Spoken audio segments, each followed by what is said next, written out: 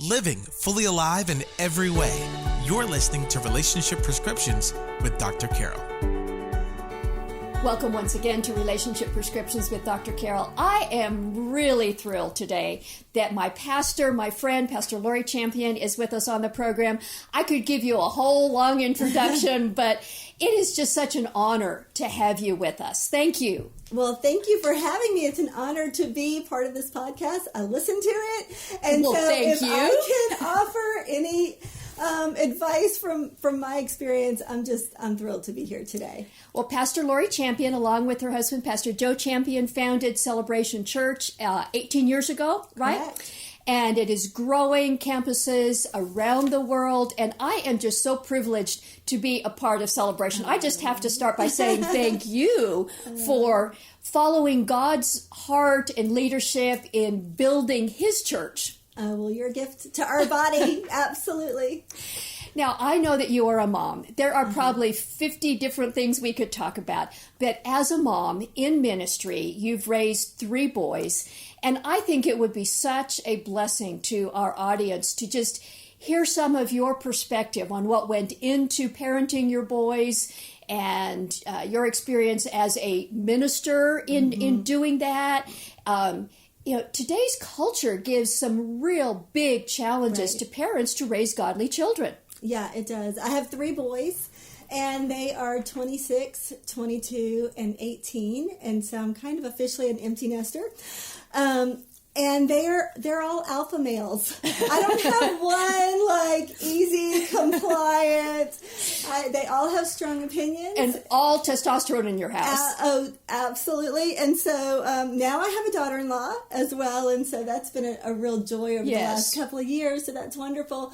But it is a challenge raising kids in this culture. I think that there used to be a day that everybody supported your values, that we were a Judeo-Christian valued country. And so if I didn't get it all right as a parent, the neighbors would help reinforce, the teachers, the coaches, even the great, family-friendly television shows. Yes. But now it feels like it's an all-out war for the kids in our generation. I know from my perspective, I hear parents just wrestling with that. Mm-hmm. On the one hand, if you just put your kids in a box and try and keep them safe, that's not going to last very long. Right. On the other hand, if you don't do anything, your kids are not going to have that kind of godly legacy that you want them to have. That God has asked parents to give to their kids. You didn't cloister your boys. You didn't homeschool them or put them in a Christian subculture. They were in public school. Right. And so on. Just talk about how you and Pastor Joe thought through some of those decisions about the environment that you would, for lack of a better word, let your kids be exposed to. Correct. Well, Joe and I both were raised in the real world. He played football at LSU.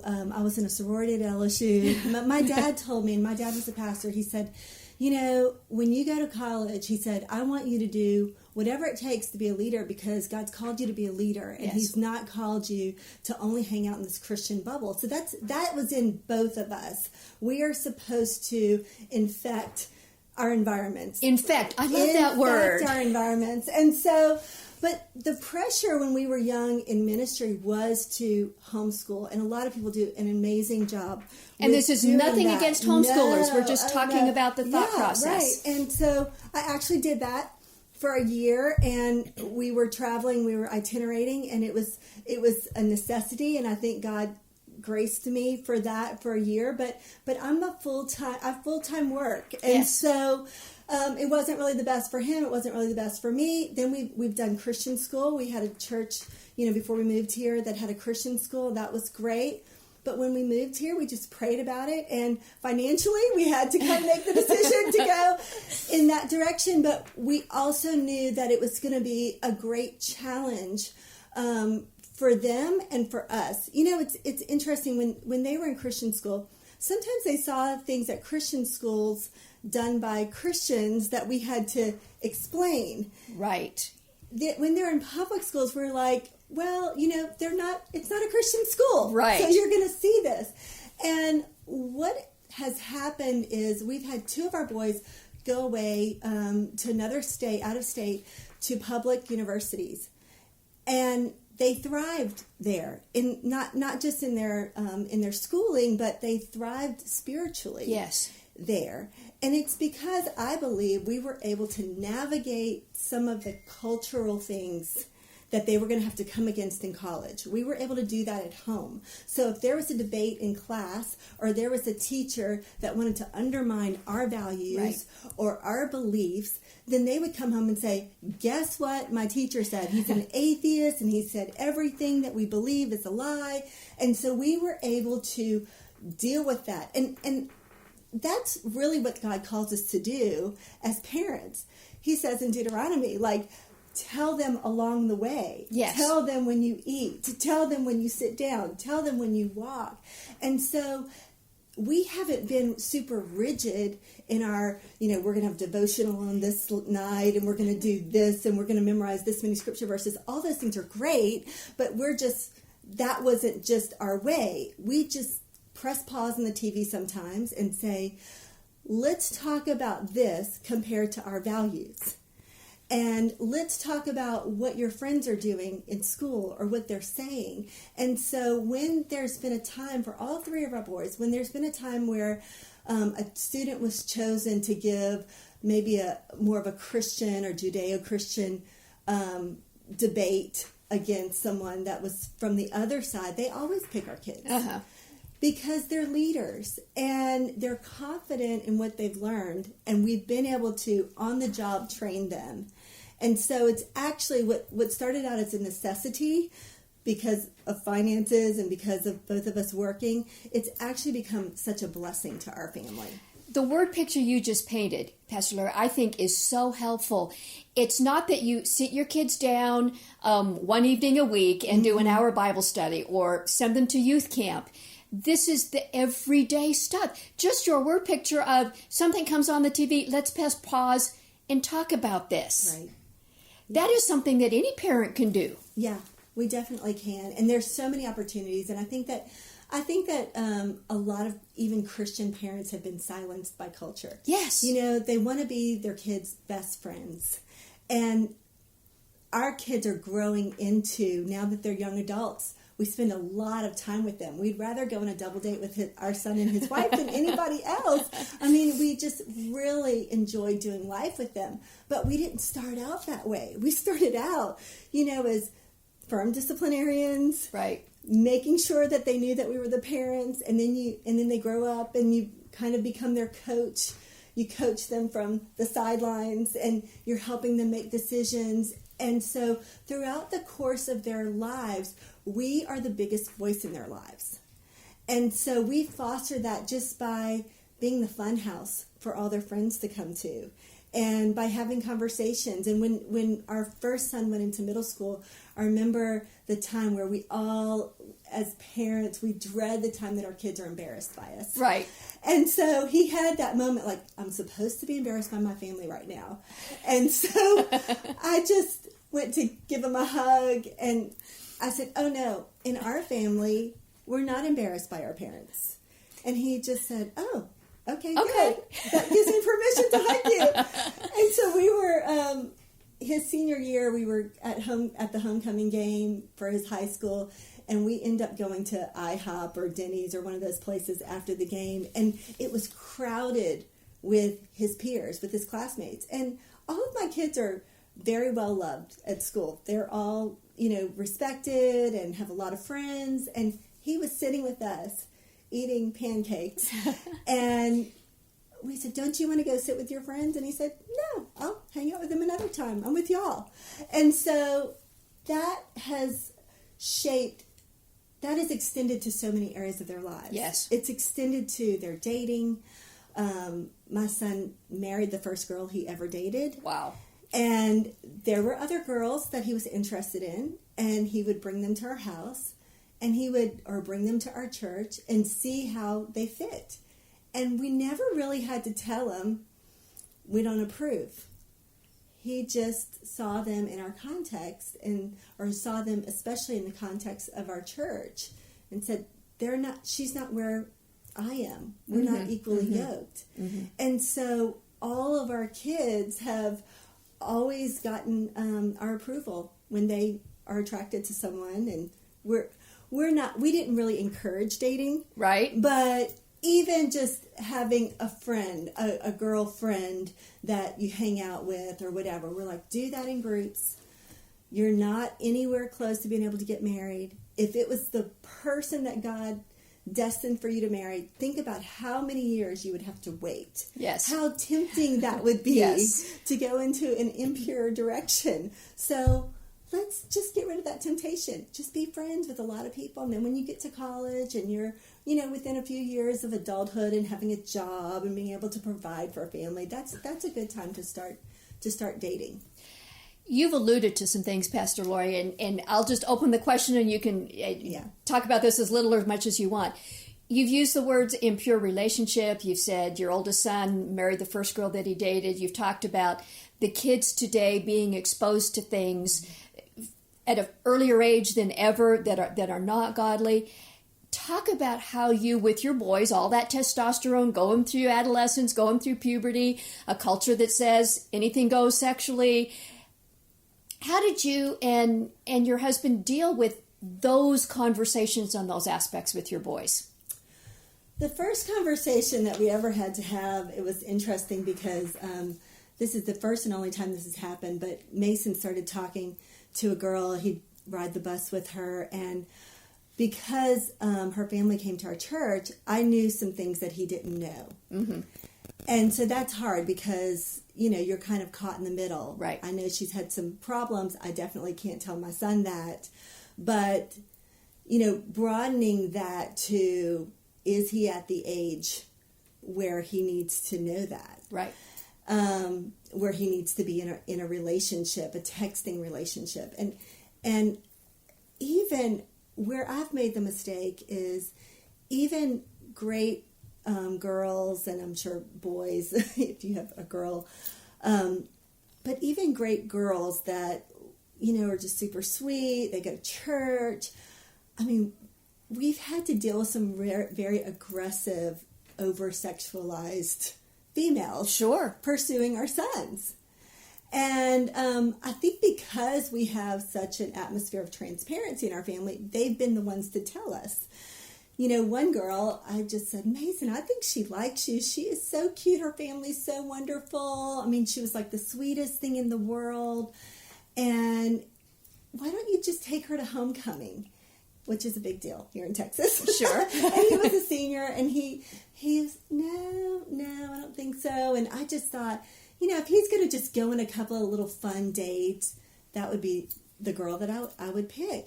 And so relatively quickly, we found out she had, 2 babies out of wedlock, ended up in rehab for drugs, all of these things that he knew. He Right. didn't want to out her in that, but at the same time, he knew what our values were. And so we have, even with their phones, I think it's so important to have like every watchdog thing on the phone, and then at any given time, I can look at the phone. You're going to charge your phone downstairs at night. One of the biggest mistakes that I think parents make, and we've tried not to make, is, and I just know this from being a pastor, is that there's a lot of bad activity that happens in sleepovers. Yes. And so I've counseled women that maybe her first sexual encounter was at a sleepover, or maybe there was, even something improper done Exactly. to her, or first view of pornography, or movies that are just unacceptable. It doesn't even have to be pornography to be unacceptable Right. in a Christian home. So we've never gone to a movie without pulling up the app, plugged in, and seeing, is this violent or is it sexual? I mean, we do watch a lot of war movies. We have boys, Right. it might have some blood, but we stay away from the sexual content because it will hardwire their brain. They can't unsee those images, and they will have to deal with that for a lifetime. And so we do have to guard the eyes, and we talk so much about that in our family. And I believe that we've had a positive peer pressure around that. The kids that are in their lives, most of their community and their friendship is in the church. It's kids that they're in small group with. Our son Connor is 22 years old, and his best friend all of his life. He has a few best friends, but this boy, his name is Jake, and his parents are elders in our church, and they've been in our church since the boys were about 5 or 6 years old. And every morning, they wake up and have a small group at 5 o'clock in the morning. Oh, wow. And they pray together, and they do devotionals together, and there's a couple other guys that went to school with them that, are now serving God, that are part of that group. But throughout his whole life, they've each had accountability. And you have to do everything you can possibly do to give oxygen to the right relationships in your kids' lives. Because I saw one study that said your kids' friends at the age of 12 or 13 determine the trajectory of your kids' lives. That is such gold. That is priceless. So it is about, there's the saying that it takes a village to raise a child, but it takes a church, it takes a Christian community, it takes small groups, it takes accountability to raise a child. And we've definitely seen our kids make the right choices, and we've done everything in our power to do that. In fact, our son Mason, when we sent him to LSU and we dropped him off, and he didn't even know his roommate, and he wasn't a bad kid. He just didn't know the Lord. Right. And so we found out a semester later that there was one of our pastor friends, their son was moving out of his apartment at LSU, and he had a bunch of other Christian, really strong Christian roommates. And so they said, would Mason be interested in moving into his spot, into this apartment? And I knew about these kids, and we had already paid his rent at the dorm for the whole year. Wow. And it was a big sacrifice for Yes. us to now pay for an apartment, plus we'd already paid for the dorm. But that was the best sacrifice we ever made, because he was surrounded with such godly young men. I mean, young men that are just friends to his future. Yes. I mean, even they were all in his wedding. They all, get together still. And these are like gold, godly kids that have married godly wives.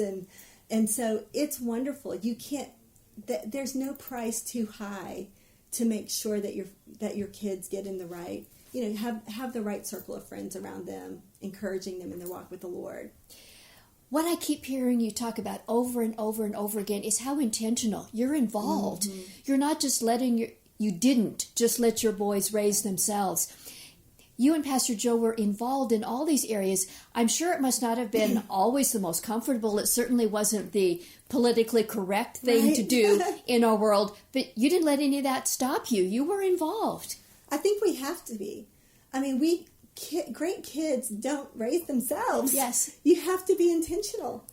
And so vacationing, even when we really couldn't afford a great vacation, if it was just a road trip to the families and you got to stop at a few different museums or, doing a few hikes or whatever it is, you have to get creative so that your kids enjoy being with you. And they enjoy what we do. I know that one time we were at a conference and we got to take our kids with us to this conference, and there was a pastor's wife, and she's not involved full-time in vocational ministry. She's a stay-at-home mom. And the pastor was talking about his wife and how, they haven't sacrificed her motherhood and all this, all this stuff. And Right. She raised her kids very differently than I did. In her time, she was able to go to all of their events. She was able to be the PTA president, all of those things. And I started feeling so bad about it. And I turned to my kids and I said, do you feel like you've been deprived? And they said, no, we love that you do what you do. And we love that you bring us along. Yes. And so we've always thought about ministry as like, this is what our family does. And sure, they go to big public schools and people know who we are, and sometimes they don't like us.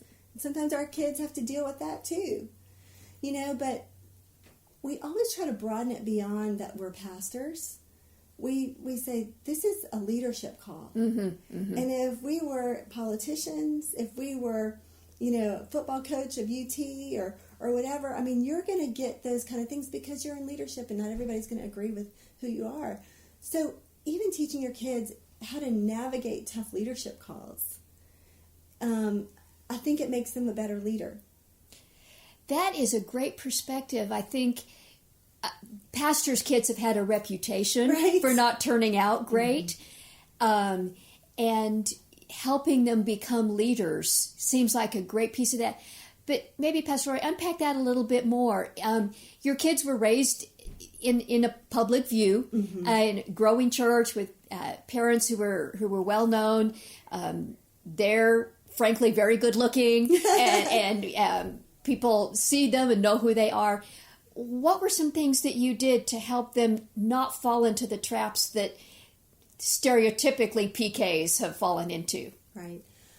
One of the things is we've always told them we are Christians first. Yes.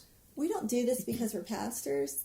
We do this because we're Christians. If we were working, at an IT company, like, we have so many of them around the Austin area, we would still live our lives like this. And so taking away like that pastor stigma, that they can have, it's not because you're a pastor's kid, it's because we're called to be followers of Christ. And so we live with a different standard. It's not that you can't go see that movie because you're a pastor's kid and we will be embarrassed.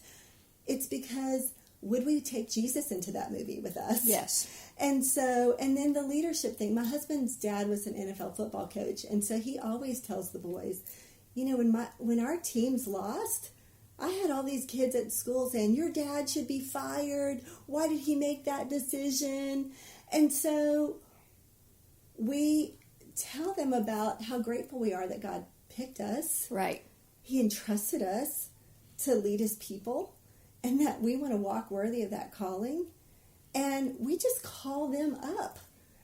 He didn't just pick us. He put you in our family. Right. We're stewarding your lives. And the other thing is we've never put on them any burden that they should do what we do. Our oldest son is in commercial real estate. He's also worked in the political arena some. And he's never thought, I'm the black sheep because I'm not in ministry. He knows that he is fully in ministry. It's just not, he's not just in vocational ministry. That's not where his paycheck comes from. That's not where his paycheck comes from.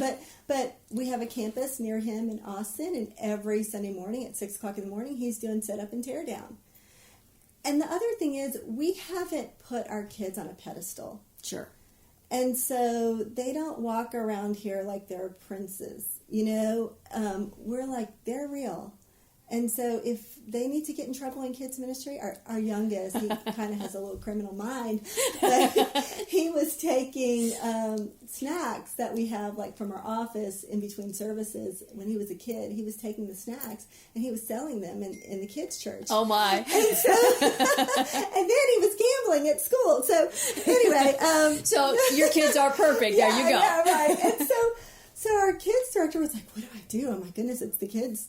It's the pastor's kid. I'm like, do what you would do with any kid. And so we don't want them on a pedestal, but we also don't want them penalized. Right. We don't want this false expectation of them that they're not kids either. We just want them to be able to live their lives, be great Christians. When they mess up, they need to fess up. When we mess up, we fess up.